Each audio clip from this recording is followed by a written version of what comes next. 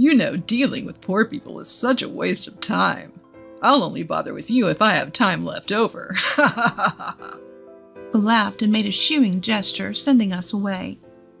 Even I, who usually tries to be kind to others, had reached my breaking point. Then my son, who had been listening to the conversation, said to me loudly enough for Michael to hear, I wonder if I withdraw the 1 billion yen I have deposited, can I shut this place down? Haha. My name is Susan Parker, a 67-year-old housewife. Lately, my husband George and I have been enjoying leisurely afternoons at cafes. George is 2 years younger than me and has just recently retired.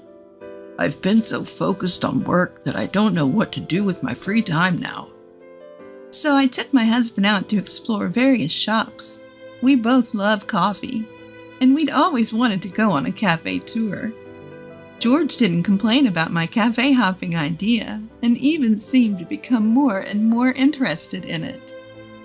Hey, let's try this cafe next time, George said, while glued to the screen watching a TV show featuring cafes. Eventually, he started making coffee himself, and our home became filled with the delicious aroma of coffee brewed by him. Dad's coffee's really good. I told you, it's all about the beans.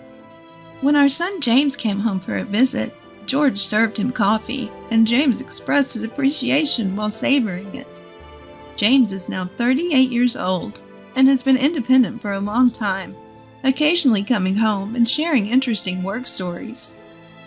Are you and Dad doing well? No changes? Yes, we're the same as always. That's good to hear, but you're getting older, so take care of yourselves. Don't underestimate us just yet, even at retirement age. We're still going strong. Dad, you really are full of energy. Spending such peaceful and carefree time with my husband and son makes me very happy. Looking back, my husband and I rarely fought, and I don't think our son ever went through a rebellious phase. My husband and I met during our college days. We were in the same department and saw each other often in class. Eventually, he asked me out, and we started dating. Being with him always made me feel calm and truly happy.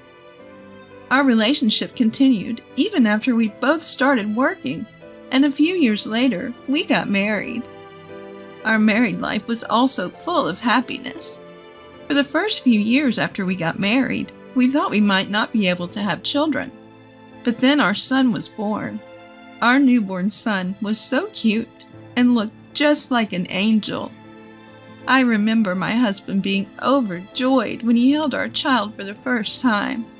Since then, the three of us have lived happily together.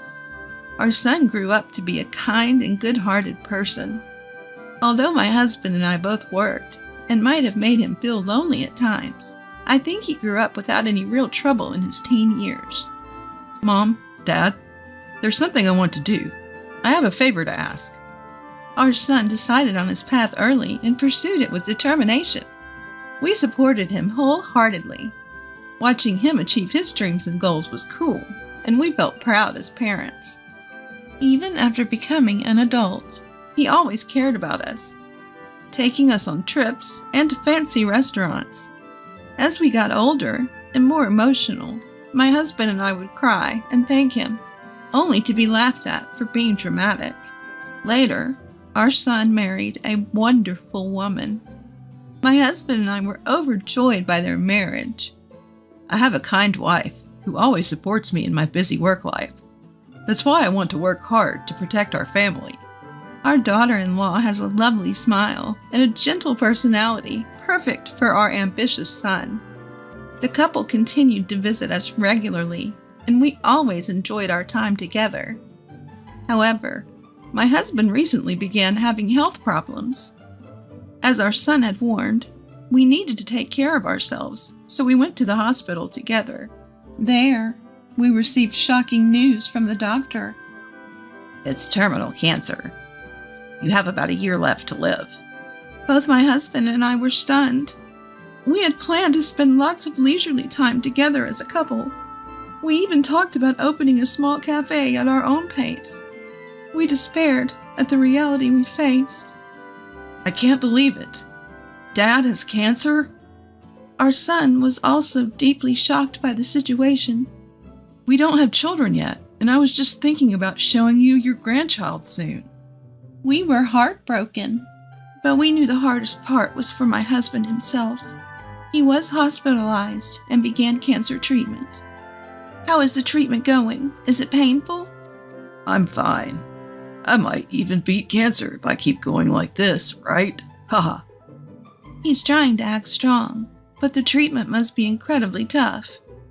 His face has become gaunt, and his body is getting thinner. Susan, I'm sorry I might leave you behind and die first. What are you talking about? You still have more than half a year left, according to your doctor. We never know, you might live even longer. We have to keep our hopes up and stay positive. Yeah, but I just wanted to apologize in advance. I could pass away at any moment now. Don't say that. My husband seemed to be feeling quite weak mentally. I see, so Dad is feeling like that. Our son wanted to do something for his father who was feeling weak. I want to grant Dad's wish, before he's unable to go out anymore. Yeah, let's ask him about it. Encouraged by our son, I asked my husband indirectly, if you could go out right now, where would you like to go? We probably can't get permission for an overnight stay, but maybe we can go out for a short time. Oh, I know. There's a hot spring a few hours from here by car. A hot spring? There's a cafe nearby that serves delicious coffee. Oh, really? I couldn't help but smile. My husband really loved coffee and cafes. Let's go to the hot spring and have some delicious coffee. When I said that, my husband looked delighted. I hope the doctor will give us permission. Afterward, I asked the doctor if we could get permission for a brief outing. The doctor agreed, saying that my husband's condition was stable for now. So we went on a family trip for the first time in a while. It was only a day trip, but it was wonderful to go out together as a family. Our son drove the car, and the four of us, my husband, our son, and his wife, headed to the hot spring and cafe. The large outdoor bath at the hot spring had a great view, and the weather was perfect, making it an amazing experience. At the cafe, we heard that the men's bath also had a fantastic view and was a wondrous hot spring. We finally had the coffee we'd been looking forward to, and it was so delicious that it moved us. I'm glad we could all enjoy this delicious coffee together. Thank you so much. I'll do my best in my treatment from now on. My husband said this to us with a gentle smile. I thought it was good to bring them here when I saw both my son and husband happy. And then, 1 week later, my husband's condition suddenly worsened, and he passed on to the next world. Why did you pass away so soon? I was so sad that I couldn't help it. Even though he had endured such painful cancer treatments and had become well enough to get permission to go out, our son couldn't stop his tears either. We were so down that we were useless, so our daughter-in-law took care of arranging and preparing the funeral for us. I'm really grateful because I think we wouldn't have been able to hold the funeral properly without her. And we were able to send off my husband safely. Many people attended the funeral, and it was clear that my husband was well loved. He often said he wanted to open a cafe with his wife recently. Yes, that's right. He was also very enthusiastic about studying how to brew coffee, the types of beans and roasting. As I talked with the people who attended the funeral, I remembered the days when my husband was happy to brew coffee, and tears welled up again. And then, I wanted to fulfill our dream together with my husband. Mom, you're going to open a cafe? After the funeral settled down, my son and his wife visited our house. Yes, I want to make your father's dream come true. I think it's a great idea. I'll support you with all my strength if there's anything I can do. Thank you. I don't know the first thing about business, so I'm really grateful for your cooperation. And so I asked my son to come with me, and we went to consult with the local credit union about financing. It was so crowded in the morning. My son and I sat on the sofa with our waiting numbers and waited for our turn. And after about an hour of waiting, we went to the counter. Welcome, please have a seat. The bank teller who greeted us sat down and was named Michael. What can I help you with today? Well, I'm thinking of opening a cafe soon. I came to talk about financing. Financing, you say? As soon as I said that, Michael's face suddenly turned stern. In order to hear your story in detail, we will also conduct an interview. Can you please wait on the sofa until we're ready? We'll call you when we're ready. Understood. Although I was worried about why his face had become so stern, I returned to the sofa as I was told and waited with my son for our turn. However, even though we waited and waited, there was no sign of being called. Before we knew it, 3 hours had passed. People who arrived later than us were being called, and we thought it was strange. That bank clerk named Michael is attending to other customers as if he has forgotten about us. I thought I should call out to him. The moment Michael finished with a customer, I hurried over to him. Excuse me, I've been waiting for a while now. When can we have a meeting about the loan? Are you still here? Huh? What do you mean? There's no way we can lend money for a cafe or any shop run by an old person like you, right? You're not even wearing brand name clothes, and you don't look rich at all, do you? It's a waste of time dealing with poor people. I'll help you if I have time left at the end. Saying so, Michael laughed and made a shooing gesture at us. That's unbelievable. I, who usually live by being kind to others, reached my limit of patience. What's wrong, Mom? My son returned from the restroom just as Michael said those things to me. I was so angry that I told my son what had happened. Upon hearing the story, my son said in a loud voice so Michael could hear. If I withdraw the 1 billion yen I deposited, I wonder, can I shut this place down? What? Michael looked puzzled at my son's remark. Sir, if you're going to cause a disturbance, please leave, as it's bothering other customers. I can't believe the nerve of this Michael to say such a thing to my son. And my son said, I just moved my business deposit to this bank recently, but I guess that was a mistake. Call the branch manager because I can't talk to you. Stop it. I'll sue you for obstructing business. Michael refused my son's business and snapped back. It seems even my son had reached his limit of patience. Then I'll call directly. My son said so and made a phone call somewhere. Then the branch manager came running out of a back room in the bank. Mr. Johnson, what happened? Seeing the manager rush over and speak to my son, Michael's eyes widened in surprise. Branch manager, what's going on with this bank? This Michael clerk made my mother wait for over 3 hours, calling her a poor person and tried to send her away. What? Michael, what the hell are you doing? Mr. Johnson, could you please come to the reception room? Let me apologize. We decided to follow the branch manager as it seemed we were causing a disturbance to other customers. When we arrived at the reception room, the branch manager prostrated himself and apologized. I'm truly sorry about this. Michael just transferred from another bank. We also didn't have a deep relationship with you yet, and our other staff members were too busy to notice. It's fine, manager.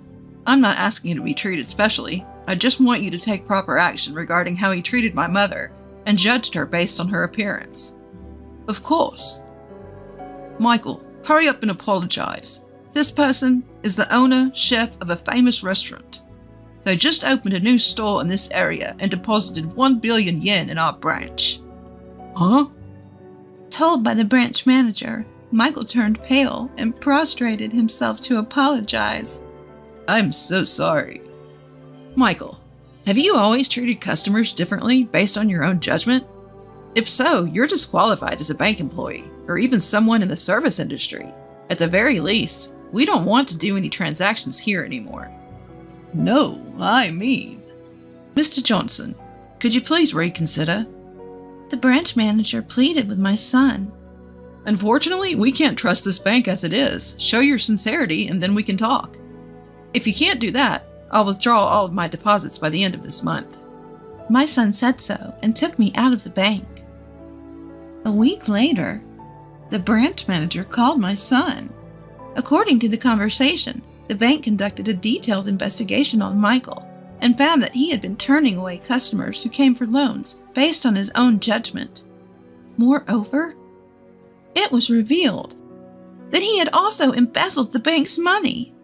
Of course, Michael was fired. The branch manager called my son several times to apologize and propose various favorable terms for my loan. My son felt the manager's sincerity and decided not to withdraw the deposits. Thanks to the manager's proposal, I was able to receive a loan at a very good rate. The preparation for opening my store went smoothly, and I finally opened it. Initially, I had planned to open a coffee shop, but my daughter-in-law had a nutritionist certification. So we decided to open a cafe with healthy and nutritious menus together. Of course, we inherited my husband's passion for coffee and offered delicious coffee as well. My son also supported the store from behind the scenes, and thanks to him, I was able to stock famous coffee beans. The store is thriving, thankfully, and has become popular among female customers for its delicious coffee and food. I don't know how much longer I can work, but I'll do my best to run the cafe for my husband's sake as well. Narrator's thoughts. Do bank employees like this still exist nowadays? It's the worst to blatantly change your attitude depending on the customer. And there's no redemption for embezzling money. I'm glad the protagonist was able to open the store safely. I thought the son was very cool. Please continue to live a fun life, working hard at the store, and maintaining a good family relationship. Thank you for watching until the end.